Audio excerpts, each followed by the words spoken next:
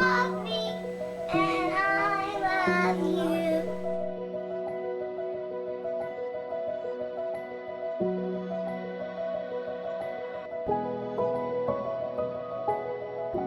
Content warning. The stories and themes shared throughout this podcast may contain themes that can be distressing for you. If needed, please pause and do what you need to do to take care of yourself. If needed, please reach out to a mental health professional for support. Welcome back to another episode of Resilient AF with Blair and Alana. But this is not Alana who's here today.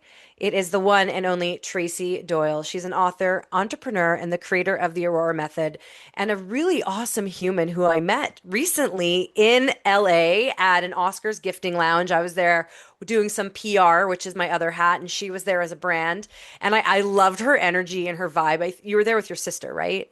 Yes. Yeah. And I don't know, we hit it off. And I'm so honored that she is here today. So she's an award-winning entrepreneur, author of Life Storms, Finding Your Clear Sky, and creator of the Aurora Method. Her journey from her childhood shaped by a trauma and instability to award-winning CEO to resilience coach is proof that our deepest wounds can become our greatest purpose. She's a former CEO turned emotional wellness advocate. Tracy helps women uncover what's driving their emotional burnout, break through the patterns keeping them stuck, and move from feeling disconnected to reconnected. She's the first in her family to graduate from college with a degree in psychology and counseling. She built a multi-million-dollar company before reaching her own breaking point, one that became the catalyst for her transformation and a purpose-driven mission to help women overcome emotional burnout and heal the relationships fractured by it. And I am so honored to have you here today. So welcome to the show, Tracy. Thank you. I'm absolutely thrilled, Blair, to be here. And so, you've had this really big journey of a career, but I want to take it back to you, to self, because that's where it all starts. Mhm. And ahead of time, just so the listeners know and the viewers, we ask, the people coming on the show, share a moment where you had to be resilient, share a challenge. And often in life, there's more than one. And one that stood out for Tracy that I want to talk about, and if you're okay talking about it, is you said, I wanted to kill myself but didn't succeed. And that's when you realized you wanted to live and you worked really hard to break through. Mhm. Do you want to Mhm. share that story with us? Like what led up to that feeling and what happened and why it didn't work? Yeah, I grew up believing that I had to sacrifice myself for my family, and then ultimately my job and my relationship. So everyone, and really what created that was, my mom had me as a teenager.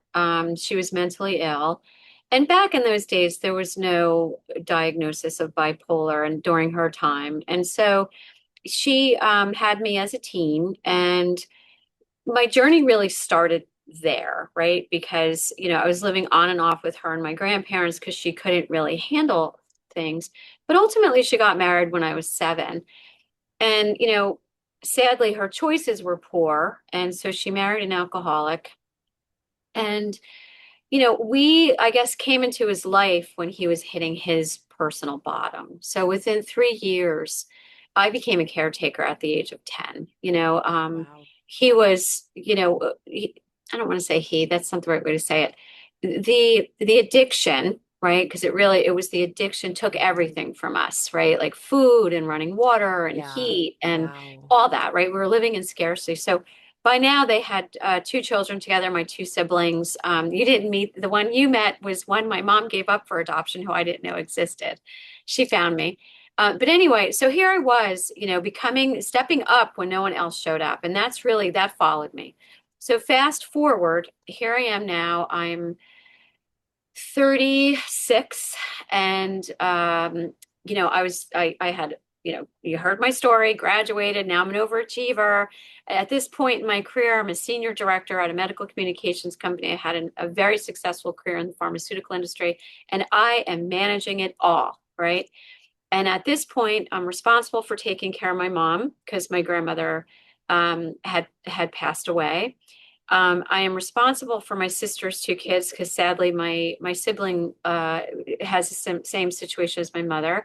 So I had her two children I had custody of. Meanwhile, I'm building my own life, right? I have my spouse, we have a house, we have it all, right? I'm trying to manage it all. But my job, I felt was putting all this pressure on me. So here I was. It was December 21st of 1999. And it was a cold, gray winter's day. And as I'm like getting ready for work, I get a glimpse of myself in the mirror. And, it was bad. I mean, my eyes were hollow, my spirit was dim. There was just nothing left. I mean, I didn't even recognize myself anymore because I felt so bankrupt. And in that moment, it was just like, I'm done. I'm done. And then you know how you have the tirade in your head? So it's like I'm done taking care of my mother, and I'm done being responsible for my sister's kids, and I'm done being stretched in every single direction at work. I'm done being the fixer, I'm done. And leading up to that, like for months, I was thinking about, and this day it was even louder. If I just got good and drunk, maybe I'd crash the car. And if I crashed the car, no one would know I did it on purpose because for me, like I was that woman who managed it all and people thought I managed it effortlessly. And I did not want anyone knowing I was weak. And so later that night, I went through with it. And I was jolted awake by someone knocking on my car window. And I heard like, "Are you okay? Are you okay?" And I was like, "What?" And my car is facing oncoming traffic. I was a hair away from a head-on collision. I could have killed two people. And that moment was like, what did you do? What did you do? And I was just like, what happened to me? And how did I get so lost? You know, like, how do I get my life back? And it just was so intense. And I get arrested and I'm sobbing in the car. It's my mother and my sister I can't handle anymore. And they were very kind to me. But that next day, I had to go to a school meeting because I was like supporting my third grade niece and I needed to go there because I volunteered to teach kids all about wisdom. And I'm sobbing and I'm crying and I'm like, I want to live, and I'm just like, help me. And all of a sudden, in that moment, my first real lesson just came as I was walking 3 miles. It was like, Tracy, sacrificing yourself isn't about abandoning yourself. It's about putting yourself first. Mm. And that meant getting help, because like that fight in my head, the shame, it was like, my head and heart were fighting. My head's like, how could you? But my heart's like, Tracy, you're still here. You're still here. And it was like this big mishmash of emotion. But when that moment of clarity came, it was like, I need help. And so it felt like 10 years really, because it started out, I was suicidal. So I got put on meds for depression and Mm-hmm. I went back to therapy. And then, the symptoms started to come back about 3 years into it. And I was vulnerable with a friend and she really said to me, your life experiences shape your thinking, Tracy. And until you change that, nothing is going to change. And so what I realized was, over this time was it wasn't my mom. It wasn't my job. It wasn't all of that because I had some trauma that happened. It was all within me. It was my belief. And my belief was because I was born out of wedlock that I didn't belong. I just always believed I didn't belong. And I thought that if I went above and beyond for everyone and I sacrificed myself, well, then maybe I would.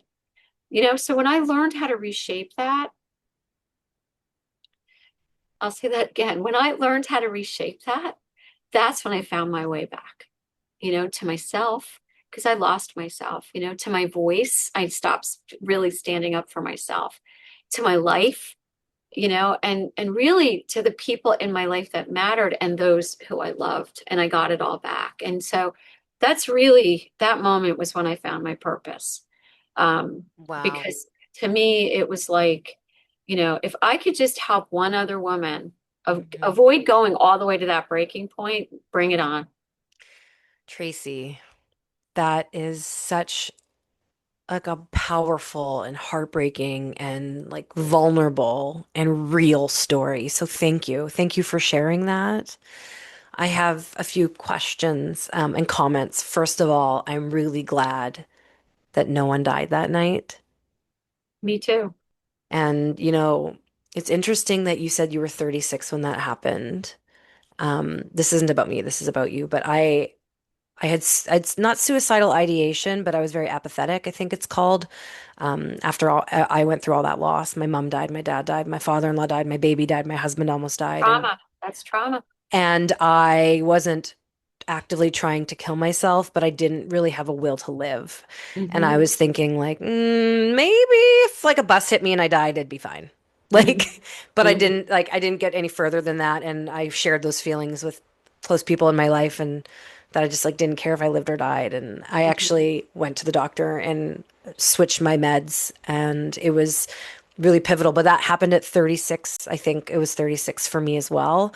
And I just want to sidebar PSA, if you're out there like and you're not on medication, you're having these feelings, go to your doctor. Go to a Exactly. mental health professional. Like Immediately. it's okay to be on medication. We don't need like I'm going to be on medication the rest of my life and there's nothing wrong with that. And sometimes it's temporary, sometimes it's permanent. My Mine husband was temporary. I yeah, mean, and I was mine's on it for permanent 18 because months. Right. yeah. So just sidebar, I just want to acknowledge that. And just if you're listening to this and this is relatable for either of these parts of the story, like go make an appointment, please, because your life is really important and you're here for a Absolutely. reason. The second thing I want to say is like, the fact that you walked 3 miles and showed up for your niece after going through something so deep is very admirable. And then, saying that you went on this journey and you realized like this big change, this big pivotal moment. And basically, that's kind of what the catalyst of your new career happened. How did, first of all, was there a very specific moment where you're like, oh, like, I know the accident happened, but like, was there a moment in your healing where you're like, came up with the concept of the Aurora Method and what you wanted to do? And like, what was that exact moment?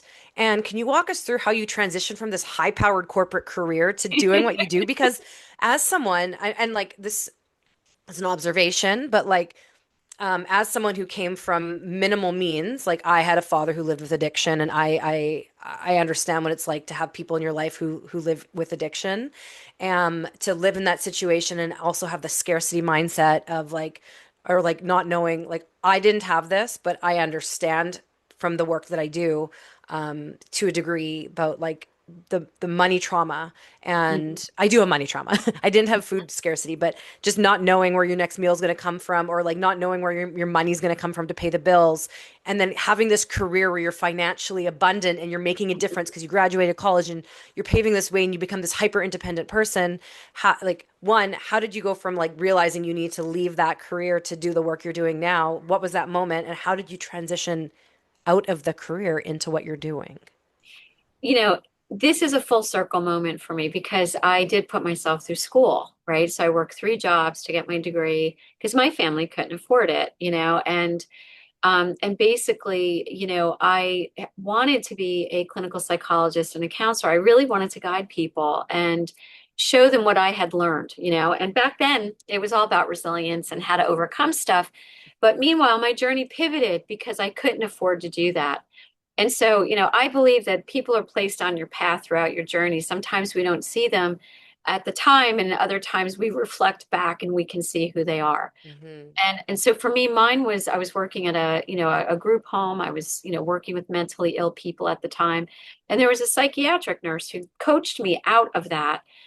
Because I was in a dead end job and I couldn't go anywhere without the advanced degree. And she got me into the pharmaceutical industry. She was a clinical nurse practitioner, and that career opened up the financial abundance for me. But your question was around how did I get back to this? So what happened? So here I am.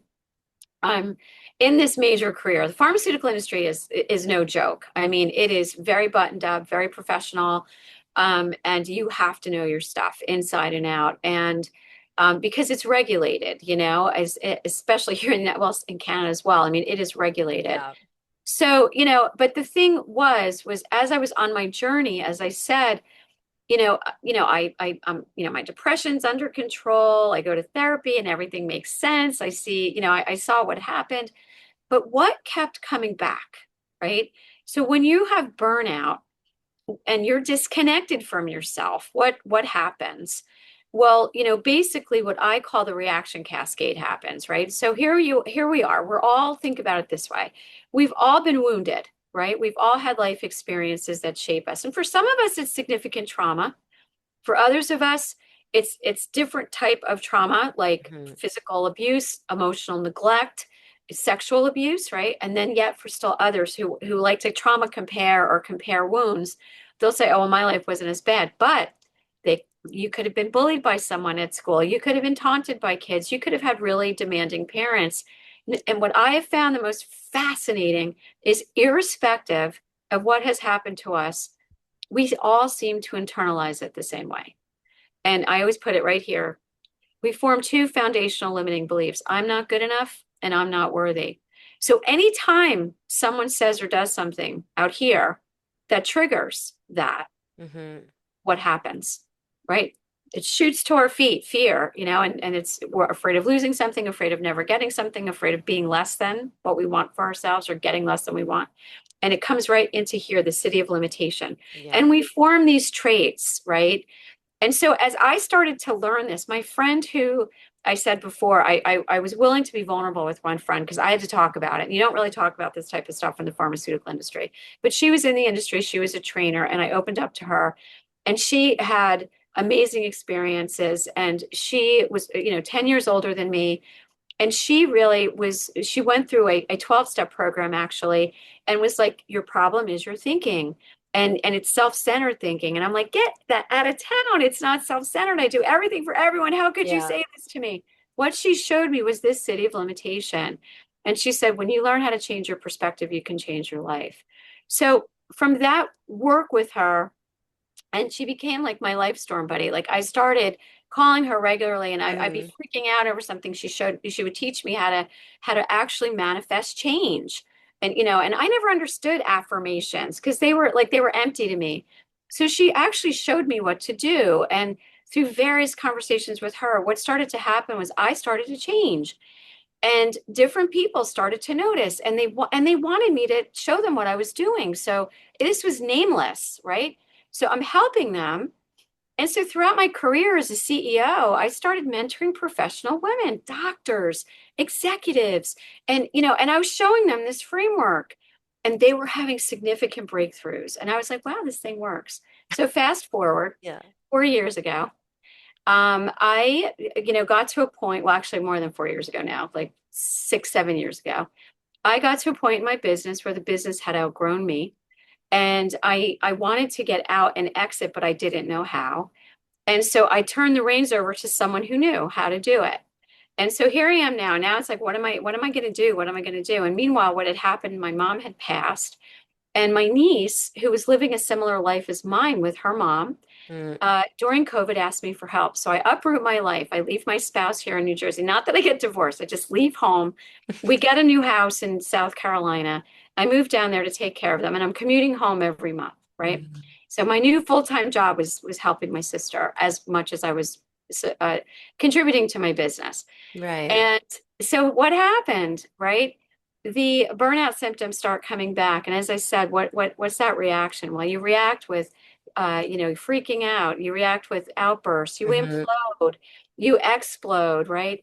So what happened to me was, during this time, the symptoms started to come back, and all the work I had done just all of a sudden is in my face. And I'm like, what is my next? What is my next? So in that moment, I was like, I'm going to pour my heart. So I'm like, girl, you're not going back to this behavior, right? So I pour Yeah. my heart into writing Life Storms, Finding Your Clear Sky, because I believe that when you help others, you disengage from your negativity inside. Yeah. And then what I realized was, as I was writing the book with someone, they were like, Tracy, you need to teach this. And that's when I was like, I found my next. I always knew my purpose was helping others, and I was doing it just as a mentor professionally. But Yeah. I'm like, you know what? I think I can do something. And so now my mission is really to help as many women as I can. I absolutely love that. So you have a book and you have the Aurora Method. Let's talk Yep. about the book because the book, you can get it on Amazon. Yep. You can have it printed in a paperback. You can get it on Kindle. Like I got it literally after we chatted. I like went and got it on my Kindle. Let's talk a bit about your book. What's because that's something where people have immediate access to your knowledge. Yep. What can people find from your book? Tell us about your Yeah, book. so the first thing is as I said, I believe now that our life experiences shape our thinking and understanding the reaction cascade is critical. And so what I do is I share my life experiences in the first third of the book so that you could see when I start showing you what the Aurora Method is. And so I named the Aurora Method over time. Actually, as I was writing the book, people were like, "What is the name of this?" Right? As I'm working with editors. And I'm like, "Well, I don't know." And I reflected, it's Aurora because Aurora is the goddess of dawn. So it Oh, means at any point in time in your life, you can start over. I So love that. I took the first three chapters are really my story, and then I pivot to what I learned. The most important being that reaction cascade that my friend taught me, and she showed me how my life experiences had shaped my thinking to being nihilistic, and I mean, I became a people pleaser, and I was like just proving my worth. I Mhm. sacrificed myself. I got to see it. So once I saw it, then what do you do? So through what I learned was when you can see things, then you can name them. And when you name these self-centered traits, you can change them. So what they get is a self-assessment. And they understand so that once they understand the reaction cascade and they're motivated to change, they get the steps. It's four pieces, a self-assessment so you can see how your life experience shaped you. Then you get emotional clarity through an exercise I call the turnaround.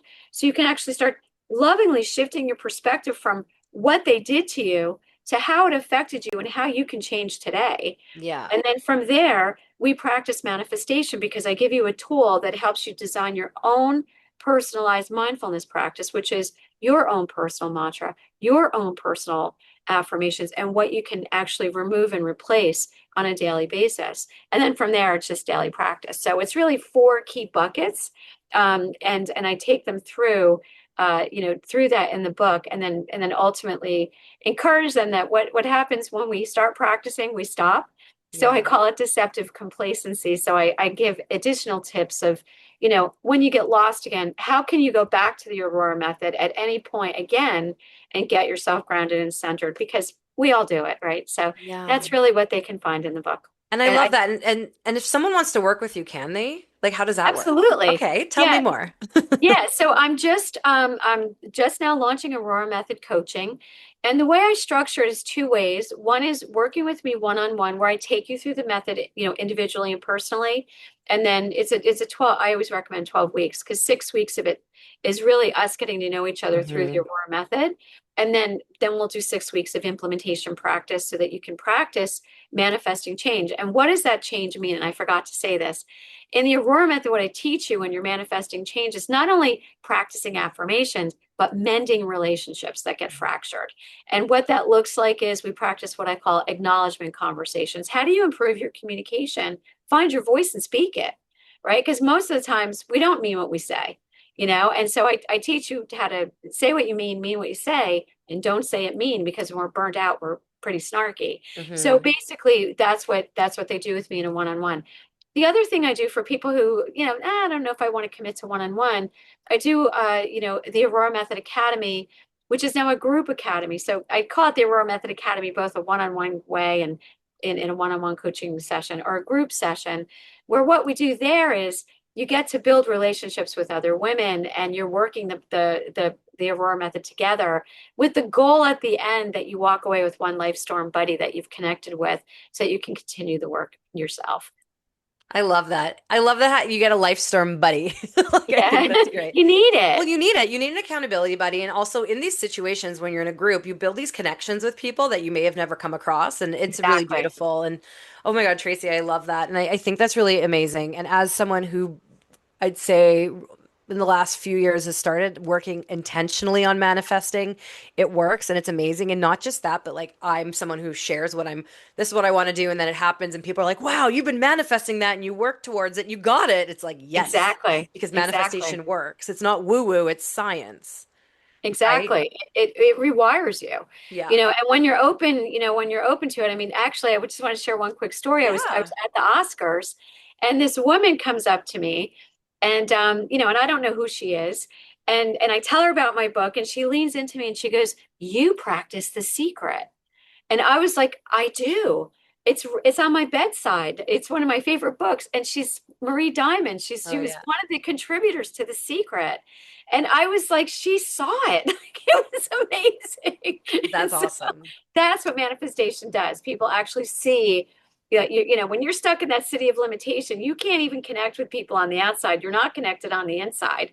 Yeah. But, you know, and you can't connect to the universe. But when you start breaking through these self-centered traits, you are open not only to yourself, to others, but now to the universe. And that's what I've been Yeah. practicing for a long time now. I love that. Actually, I was at an event and Marie Diamond was speaking, and I bought her book immediately, came home and rearranged my whole office. She's a feng shui expert. And so like I Exactly. literally was like dropped my bags at the door and rearranged my home office. I was like, I'm manifesting money and clients, and it happened. Exactly. So something else you shared with me that I love. I just want to like this is we're wrapping up soon, but you find any reason to dance. You dance in the kitchen and parking lots and grocery stores. It doesn't matter. Exactly. And you know, you shared that movement is one of the fastest ways to shift your emotional state, which I agree. I had a biggest meeting of my career yesterday.